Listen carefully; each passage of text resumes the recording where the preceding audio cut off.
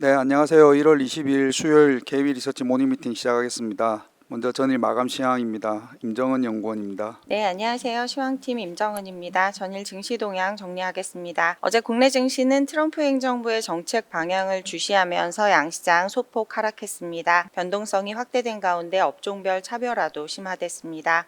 미 관세 정책 보류에 안도하면서 상승 출발했던 국내 증시는 트럼프의 캐나다와 멕시코에 대한 관세 부과 언급에 경계감이 되살아나면서 하락 반전했습니다. 트럼프 대통령은 취임과 동시에 바이든 정부 정책을 철회하는 다수의 행정명령에 서명했습니다. 특히 파리 기후변화 협정 탈퇴 발표 및 전기차 보조금 폐지 검토 지시 등 친환경 정책 폐기 수순에 2차 전지주의 매물 출회가 심화되었고 코스닥은 4거래일 만에 하락세로 전환했습니다. 반면 트럼프 정책 수혜가 기대되는 우주항공, 조선주의 강세가 코스피 지수 하단을 지지했습니다. 한편 미 관세 행정명령 보류에 따른 달러 약세 영향에 달러원 환율은 12원 넘게 급락하면서 1,440원대를 하회했습니다. 다음 해외 증시입니다. 미 증시는 트럼프 취임 후 첫 거래일 관세 전쟁 우려 완화 및 미국 우선주의를 강조한 취임 연설에 주목하면서 일제히 상승했습니다. 트럼프는 지난주 바이든 행정부가 발표한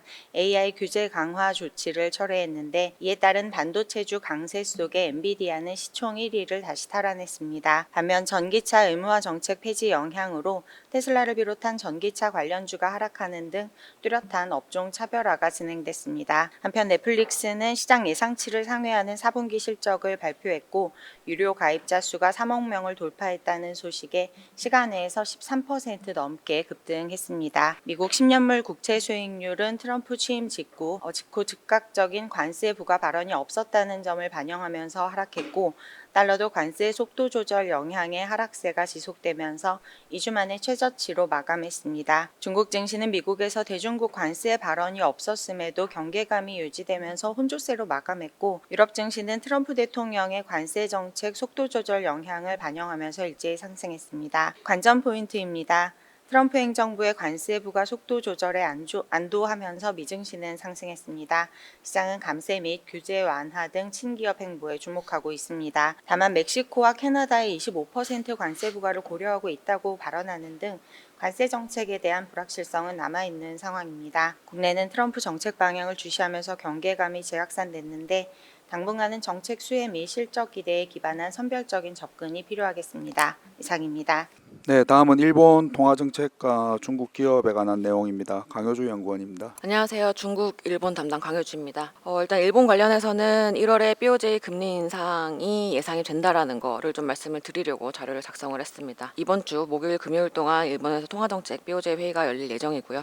그리고 예정인데 지난 마지막 12월 통화정책 회의에서 BOJ의 우에다 총재가 금리 인상을 위해서는 미국의 정책 불확실성과 일본의 임금 인상률에 대한 확인이 필요하다라고 얘기를 했었는데 마침 어제 있었던 트럼프 취임에서 우려하던 관세 행정명령이 없었고 그리고 연초에 진행된 BOJ 지점장 회의에서 올해 임금 인상이 대기업에서 중소기업 위주로 확산이 되고 있음을 확인한 상황입니다. 이러한 배경을 생각했을 때 아무래도 1월 달에 정책 금리는 0.25%에서 0.5%까지 확대될 가능성이 굉장히 높다는 생각이 들고요. 1월에 BOJ가 금리를 인상하게 되면 결국에 시장이 가장 궁금해하는 건 혹시나 지난해 8월에 블랙먼데이와 같은 엔캐리 트레이드 자금의 대규모 청산이 나타날 것인가를 좀 우려하고 있는 것 같습니다. 다만 이 가능성도 좀 제한적이라고 생각하고 있는 게 BOJ 관계자들이 과거와 다르게 1월 금리 인상 가능성을 좀 이미 시사한 상황입니다. 그러다 보니까 국채금리도 이걸 이미 반영을 좀 하고 있는 모습들이 보이고 있는데요. 지난 7월에 금리 인상이 서프라이즈로 인식이 되면서 금융시장이 요동쳤던 것을 반성하고 재발을 방지하기 위해서 BOJ는 정보 제공에 공백 기간을 줄이겠다라고 표명을 했었고 이번에 있었던 BOJ 관계자들의 이 지난주에 말했던 금리 인상 가능성에 대한 시사를 이게 실제로 해당 행보를 표명하는 거다라고 선 반영하고 있는 것으로 보이기 때문에 이미 시장이 좀 반영을 하고 있다라는 점에서 서프라이즈로 인식할 가능성이 좀 낮다라고 생각하시면 좋을 것 같고요. 그리고 지난 7월과 다르게 엄청나게 많이 쌓여있던 엔화 숏 포지션 규모가 지금은 그렇게 크게 많지 않은 상황입니다. 그렇기 때문에 출회될 반대 매매 물량 물량이 많지 않다는 점에서 변동성이 발생한다고 해도 단기에 그칠 가능성이 높다고 판단을 하고 있습니다. 결국에 증시는 어떻게 될 것인가가 중요할 텐데요. 엔화가 완만한 약세로 흘러가게 되면 일본 증시에 좋은 건 맞지만 지금 현 상황에서는 일본의 엔화 절상 속도에 대해서는 불안감이 여전히 상존해 있는 상황입니다. 당장 금리를 인상을 한다고 해서 엔화가 완만한 약세라 완만하게 강세 흐름을 보일 거라는 확신이 없기 때문에 변동성 국면은 계속 좀 지속되지 않을까라는 생각이 들고요. 투자 심리가 개선이 되려면 결국에는 일본 정부가 하고자 하는 내수 경기 회복에 대한 신뢰가 좀 생겨야 될 것 같습니다. 그리고 그 시점을 3월에 임금 인상률이 협상이 완료되는 춘투 시절이 아닐까라고 판단을 하고 있습니다. 다음으로는 중국 4분기 실적 발표드리도록 하겠습니다. 지금 중국에서는 4분기 실적, 잠정 실적들이 발표되고 있는 상황이고요. 그중에 중국의 반도체 장비 1등 회사 나우라 테크놀로지 4분기 잠정 실적이 나왔습니다. 실적은 컨센은 좀 하회를 했지만 이건 연간의 4분기에 연간 주식 인센티브 비용을 일시적으로 다 한 번에 반영한 탓이 크고요. 사실상 영업 환경은 굉장히 나쁘지가 않았습니다. 미국이 중국의 반도체 제재를 강화하면서 역설적으로 중국의 반도체 기업들은 국산화를 해야 되는 니즈가 굉장히 커졌고요. 특히나 베이팡 화창은 식과과 증착 장비 부분에서 중국 1위 기술력과 지위를 가지고 있는데 다행히도 기술력 개발에 성공을 하면서 CCP 장비까지 식각 장비는 CCP 장비까지, 증착 장비는 PCBT까지 포트폴리오를 모두 구축하면서 이 기술 확보를 굉장히 적극적으로 실행 중입니다. 아무래도 높은 기술의 장비를 팔다 보니까 이익률은 굉장히 가파르게 개선이 되고 있는 모습이 보이고 있고요. 다만 문제는 이러한 상황이 2025년에도 지속이 될 수 있을 것인가에 대해서는 걸리는 부분이 좀 많은 상황입니다. 미국의 반도체 제재 범위가 지금은 장비에 그쳐 있지만 만약에 이게 장비의 유지 보수 그리고 장비 안에 들어가는 부품까지 확대될 경우에는 아무래도 회사의 부품 수급 자체도 문제가 될 것이고요. 그리고 중국의 반도체 캐펙스 증설 속도에도 차질이 생길 거기 때문에 당장 주가가 싸다고 해서 그리고 4분기 실적이 나쁘지 않았다고 해서 매수하자라고 얘기하기는 좀 보수적으로 의견을 가져가야 될 것 같습니다. 주가가 본격적으로 반등을 하기 위해서는 중국 정부가 대규모로 반도체 장비에 투자를 한다라고 하는 등의 국산화 테마가 다시 불거질 필요가 있겠습니다. 자세한 내용을 리포트 참고해 주시길 바랍니다. 네, 이번 주 목요일, 금요일 예정된 일본 중앙은행 BOJ 통화정책에서는 정책 금리가 0.25%에서 0.5%로 인상 가능성이 증가하고 있는 것으로 보여집니다.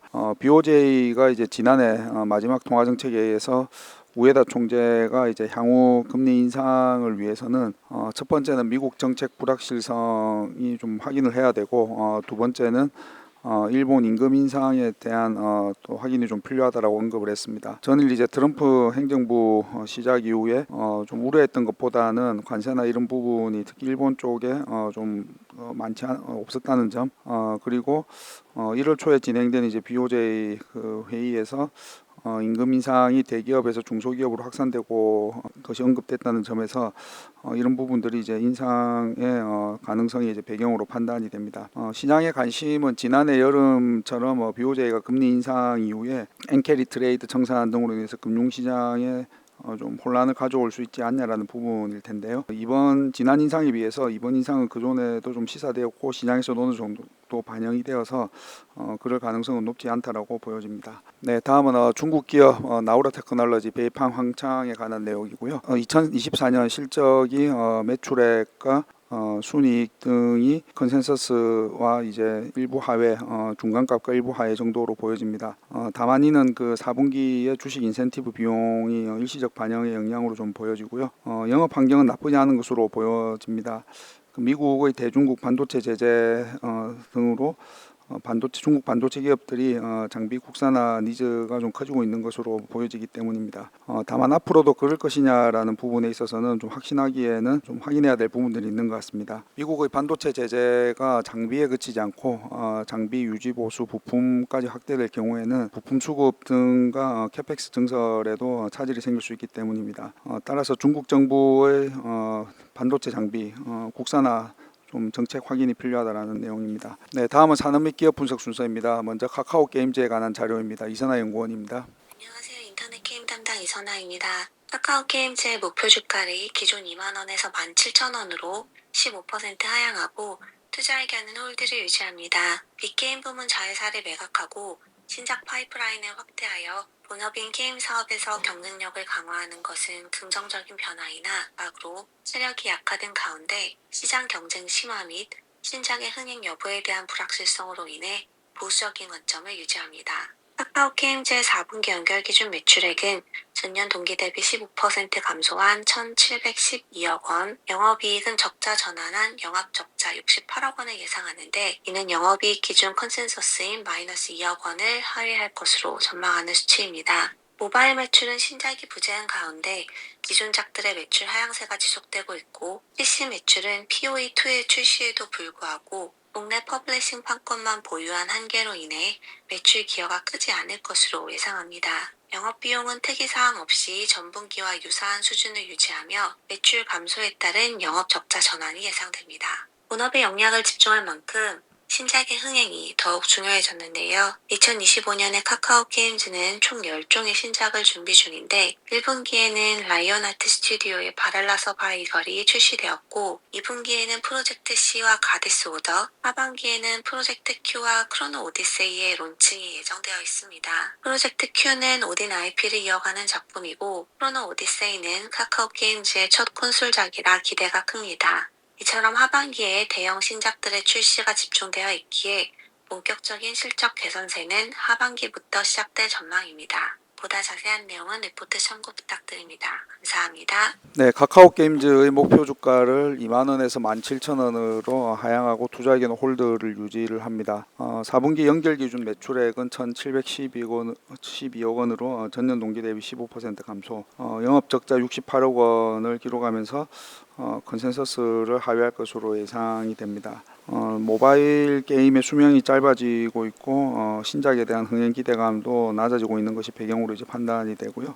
신작 모멘텀은 올해 하반기 정도에 좀 집중될 것으로 예상이 됩니다. 네, 다음은 오늘 마지막 자료 이노션에 관한 내용입니다. 최용현 연구원입니다. 네, 이노션에 대해서 투자 의견 바이 유지하지만 목표 주가 23,000원으로 하향 조정합니다. 비계열 부분이 1분기까지는 광고 집행이 더딜 것이라고 예상을 하고 있고요. 그리고 최근에 CES 있었는데 CES 광고 물량이 크지 않기 때문에 2025년 영업이익 추정치를 5% 하향 조정했습니다. 저희 추정치는 시장 컨센서스 대비 6% 낮은 수준이고요. 그리고 목표 주가 밸류에이션은 P로 9.4배 적용했는데 이노션 같은 경우는 글로벌 경쟁사 대비 ROE 낮기 때문에 10% 할인 적용했습니다. 최근에 이제 이노션은 최대 주주가 일부 지분을 매각하면서 오버행 우려가 있었습니다. 그런데 이제 이미 그 오버행 할 때 당시에 이제 할인 가격에 주가가 근접한 상황이기 때문에 추가적인 하락은 제한적이다라고 생각을 하고 있습니다. 4분기 실적 같은 경우는 이제 계열이랑 비계열이 동반 부진할 것으로 예상을 하고 있고요. 앞서 말씀드린 대로 CES 효과가 좀 작을 것으로 판단을 하기 때문입니다. 그리고 이러한 효과는 1분기까지도 계속될 것이다라고 생각을 하고 있고요. 다만 2분기부터는 다시 실적 상승세가 나타날 수 있다라고 생각을 합니다. 최근에 이제 중국 비아디 등이 국내에서 이제 광고를 집행하는 등 이제 전기차 경쟁 강도가 높아지고 있습니다. 그렇기 때문에 계열 부분에서 마케팅 집행이 늘어날 가능성이 높다라고 생각을 하고 있습니다. 이상입니다. 네, 이노션에 대한 투자 의견 바이를 유지하지만 목표 주가를 23,000원으로 11% 하향합니다. 1분기까지는 비계열 부분 광고 집행이 다소 더딜 것으로 예상되고 주요 고객사의 CS 관련 광고 물량이 이제 크지 않아서 영업이익 추정치를 하향한데 이제 하향한 것이 배경입니다. 4분기 매출 총이익은 2,446억 원으로 전년 동기비 1.2% 감소, 영업이익은 422억 원으로 역시 전년 동기비 11.5% 감소를 기록하면서 컨센서스를 하회할 것으로 예상이 됩니다. 다만 2분기부터는 중국 전기차 BYD의 광고 집행 등으로 인해서 2분기부터는 실적이 다시 좀 개선될 것으로 예상이 됩니다. 네, 이상으로 1월 22일 수요일 KB 리서치 모닝미팅 마치도록 하겠습니다. 감사합니다.